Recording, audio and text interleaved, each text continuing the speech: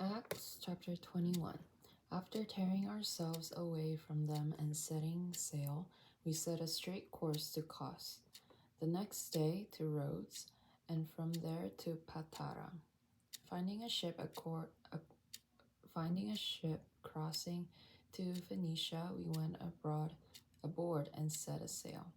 When we came in sight of Cyprus, passing it by on the left, we kept sailing to Syria and landed at Tyre, for there the ship was to unload the cargo. We looked up the disciples and stayed there 7 days. They kept telling Paul through the Ruach not to set foot in Jerusalem. When our days there were over, we departed and went on our journey. They all, with wives and children, accompanied us until we were outside the city. After kneeling down on the shore and praying, we said farewell to one another. Then we boarded the ship, and they returned home. When we had finished the trip from Tyre, we arrived at Ptolemais. We greeted the brothers and sisters and stayed with them for 1 day. On the next day, we departed and came to Caesarea.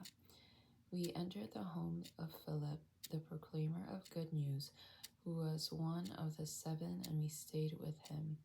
Now this man had 4 virgin daughters who prophesied. While we stayed there for a number of days, a prophet named Agabus came down from Judea. He came to us, took Paul's belt, tied his own hands and feet, and said, "The Ruach HaKodesh said this, in this way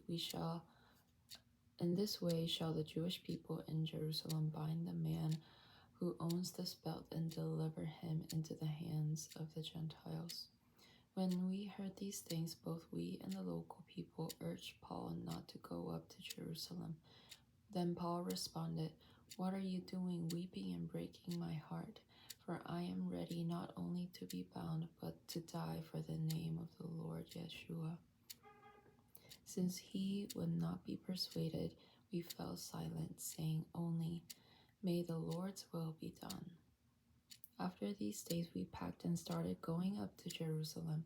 Some of the disciples from Caesarea also went with us, bringing us to Mnason of Cyprus, one of the early disciples by whom we might be hosted. When we arrived in Jerusalem, the brothers and sisters welcomed us gladly. On the next day, Paul went in with us to Jacob. All the elders were present. After greeting them, he reported to them in detail what God had done among the Gentiles through his service. And when they heard, they began glorifying God. They said, "You see, brother, how many myriads there are among the Jewish people who have believed, and they are all those for the Torah. They have been told about you, that you teach all the Jewish people among the Gentiles to forsake Moses, telling them not to circumcise their children or to walk according to the customs. What's to be then? No doubt they will hear that you have come. So do what we tell you. We have 4 men who have a vow on themselves. Take them and purify yourself along with them and pay their expenses, so that they may shave their heads. That way all will realize there is nothing to the things they have been told about you, but that you yourself walk in an orderly manner, keeping the Torah. As for Gentiles who have believed, however, we have written by letter that we decided for them to abstain from what is offered to idols, and from blood, and from what is strangled, and from immorality." The next day Paul took the men, purifying himself along with them. He went into the temple, announcing when the days of purification would be completed and the sacrifice would be offered for each one of them. When the 7 days were about to be completed, the Jewish leaders from Asia saw Paul in the temple and began stirring up the whole crowd. They grabbed him, shouting, "Men of Israel, help!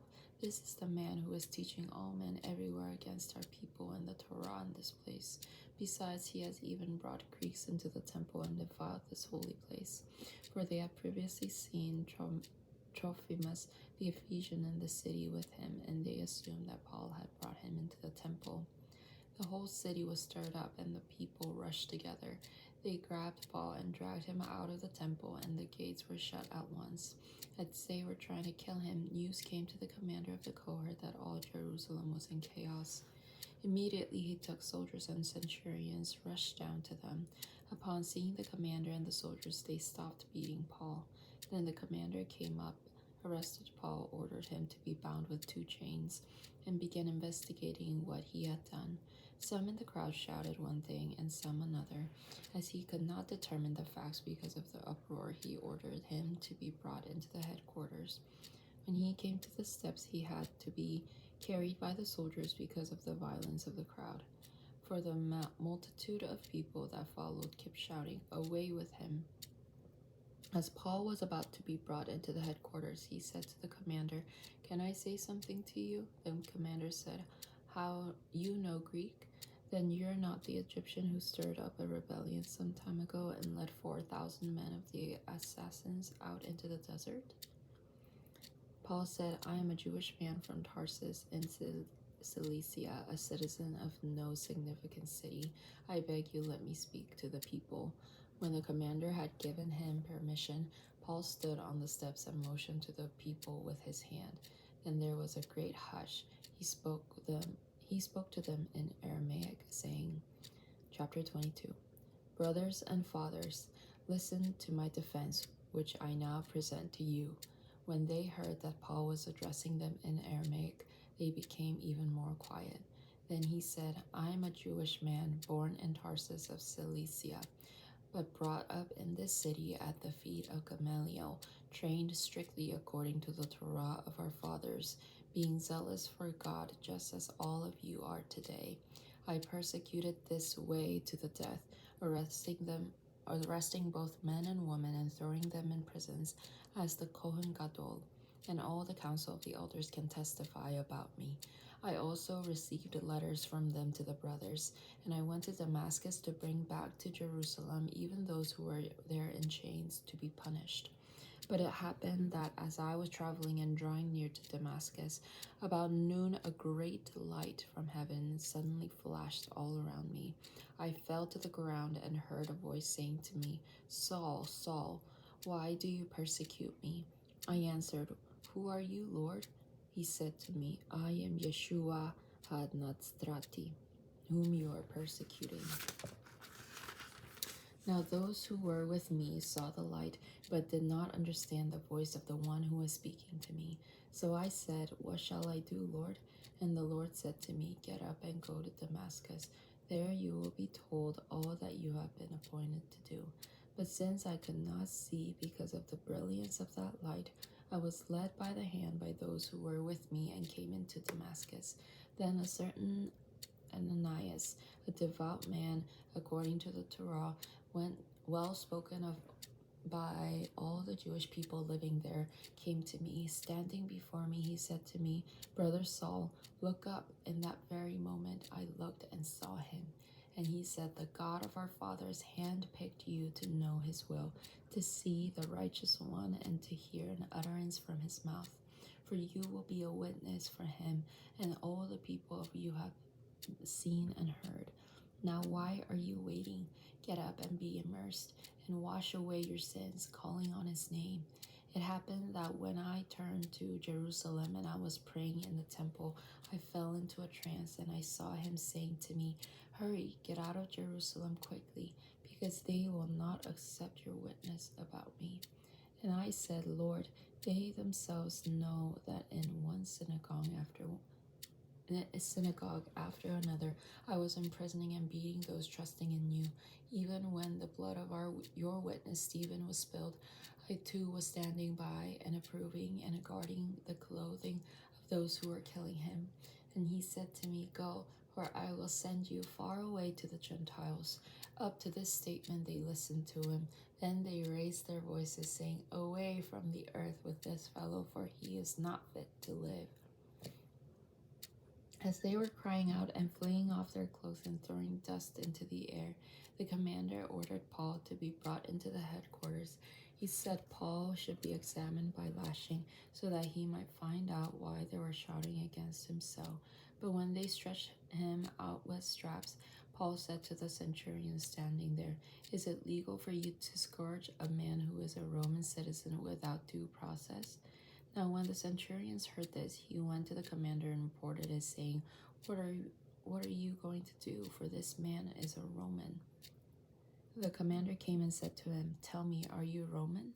He said, "Yes." The commander answered, "I bought this citizenship for a large sum." Paul said, "But I was born so." Therefore, those who were about to interrogate him instantly drew back from him, and the commander also was afraid when he found out that Paul was a Roman and that he had bound him. But on the next day, desiring to know exactly why Paul had been accused by the Judeans, he released them and commanded the ruling Kohanim and all the Sanhedrin to meet together. And he brought Paul and set him before them. Chapter 23. Paul, looking intently at the Sanhedrin, said, "Brothers, I have lived my life in all good conscience for God up to this day." But the Kohen Gadol Ananias ordered those standing by them to strike him on the mouth. Then Paul said to him, "God is going to strike you on the mouth, you whitewashed wall. Do you sit judging me according to the Torah, and yet in violation of Torah you order me to be struck?" Those standing nearby said, "Do you insult God's Kohen Gadol?" Paul said, "I didn't know, brothers, that he is the Kohen Gadol. For it has been written, 'You shall not speak evil of a ruler of your people.'" But recognizing that one group was Sadducees and other Pharisees, Paul began crying out in the Sanhedrin, "Brothers, I am a Pharisee, a brother of Pharisees. I am on trial because of the hope of the resurrection of the dead." When he said this, a dispute broke out between the Pharisees and Sadducees, and the assembly was divided. But the Sadducees said, "Say there's no resurrection or angel or spirit," but the Pharisees affirmed them all. Then there was a great uproar. Some of the Torah scholars of the Pharisees' party stood up and protested sharply, "We find nothing wrong with this man. What if a spirit or angel has spoken to him?" As a big dispute was developing, the commander was afraid that Paul would be torn to pieces by them. So he ordered the soldiers to go down and take him by force from among them and to bring him into the headquarters. The following night the Lord stood beside Paul and said, "Take courage, for just as you have testified about me in Jerusalem, so you must also testify in Rome." When it was day, the Judean leaders formed a conspiracy. They bound themselves by an oath not to eat or drink until they had killed Paul. There were more than 40 who formed this plot.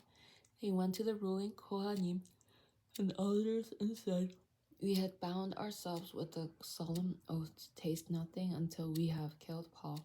So now you and the Sanhedrin serve notice to the commander to bring him down to you, like you are about to investigate his case more thoroughly. But we are ready to kill him before he comes near." But the son of Paul's sister heard of their ambush. He went into the headquarters and told Paul. Paul called one of the centurions and said, "Take this young man to the commander, for he has a message for him." So the centurion took him and led him to the commander, said, "The prisoner Paul called me and asked me to bring this young man to you, as he has something to say to you." The commander took him by the hand, stepped aside, and began asking him privately, "What is it that you have to report to me?" He said, "The Judean leaders have agreed to ask you to bring Paul down to the Sanhedrins tomorrow, as if they are about to investigate more thoroughly about him. But do not give in to them, for more than 40 of them have bound themselves by an oath not to eat or drink until they have killed him. Even now they are ready and waiting for your consent." So the commander dismissed the young man, charging him, "Tell no one that you have informed me about these things." Calling 2 of his centurions, he said, "At the 3rd hour of the night, prepare 200 soldiers, along with 70 horsemen and 200 spearmen, to proceed as far as Caesarea. Also provide mounts for Paul to ride, so that he might be brought safely to Felix the governor." He wrote a letter to this effect: "Claudius Lysias, to the most excellent governor Felix, greetings. This man was seized by the Judean leaders and was about to be killed by them. When I saw on the scene with the soldiers and rescued him, having learned that he is a Roman citizen, desiring to know the charge of which they were accusing him, I brought him down to their Sanhedrin. I found that he was accused concerning issues of their law, but charged with nothing worthy of death or imprisonment. When I was informed that there was a plot against this man, I sent him to you immediately, also ordering his accusers to state before you what they have against him. So the soldiers, in keeping with their orders, took Paul and brought him by night to Antipatris. On the next day they returned to headquarters, leaving the horsemen to go on with him. When they came to Caesarea and delivered the letter to the governor, they also presented Paul before him. Upon reading the letter, the governor asked what province he was from. When he learned that Paul was from Cilicia, he said, "I will give you a hearing when your accusers have arrived also." Then he gave orders for Paul to be guarded in Herod's praetorium. Chapter 24. After 5 days, the Kohen Gadol Ananias came down with some of the elders and an attorney named Tertullus. They brought formal charges against Paul before the governor. When Paul was called in, Tertullus began to accuse him, saying, "We are enjoying much peace through you, and reforms are introduced for this nation because of your foresight. We acknowledge this, most excellent Felix, in every way and every place with all gratitude. But in order that I may not weary you any longer, I beg you in your kindness to hear us briefly. For we have found this man to be a pest, stirring up riots among all the Jewish people throughout the world, and a ringleader of the sect of the Nazratim. He even tried to defile the temple, but we seized him.